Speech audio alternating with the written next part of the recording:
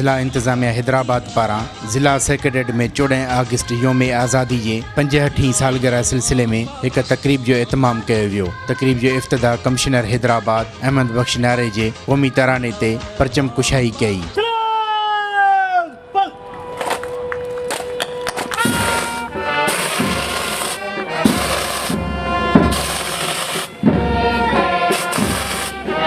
बाद में कमिश्नर हैदराबाद के गार्ड ऑफ ऑनर दिनो वियो। उन मौके ते कमिश्नर हैदराबाद अहमद बख्श नारे जे तकरीब के खिताब कंदे चयो त हिन मुल्क जो कदर करण घुर्जे। हिन मुल्क लाइ असांजे वॾड़नि कुर्बानियूं ॾिनियूं आहिनि। डिप्टी कमिश्नर हैदराबाद आगा शाहनवाज़ बाबर चयो त असां पाकिस्ताननि खे मुल्क जी खुशहाली लाइ गॾिजी जिदोजहद करण घुर्जे। जश्न आज़ादी तकरीब में मुख़्तलिफ़ स्कूलनि खां आयल शागिर्द ऐं शागिर्दाणियुनि तकरीरी मुक़ाबलनि सां गॾु क़ौमी गीत ऐं टेबला पेश कया।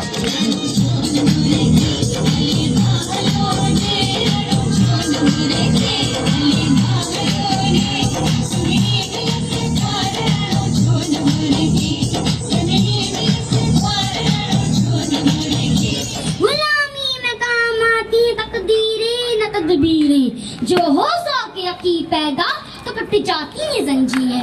मेरे अजीज वतनों और बस सगी के पूछे से आवाज आने लगी कि बन के रहेगा पाकिस्तान और बट के रहेगा हिंदुस्तान। कमिश्नर हैदराबाद पारां कामयाबी माणींदड़ शागिर्द ऐं शागिर्दाणियुनि खे कैश इनाम ऐं शील्डियूं ॾिनियूं वयूं। ज़िला इंतज़ामिया हैदराबाद पारां करायल जश्न आज़ादी तकरीब में वकीलनि, डॉक्टरनि, आम शहरनि खां अलावा पुलिस खाते जे आला अमलदारनि पिणु शिरकत कई। अहिड़ी तरह तकरीब जो इख्तिताम आसमान ॾांहुं अमुन लाइ फूकणा ऐं कबूतर उॾारिया विया। कैमरामैन अली शाह सां गॾु पारस रियाज़, आवा TV न्यूज़ हैदराबाद।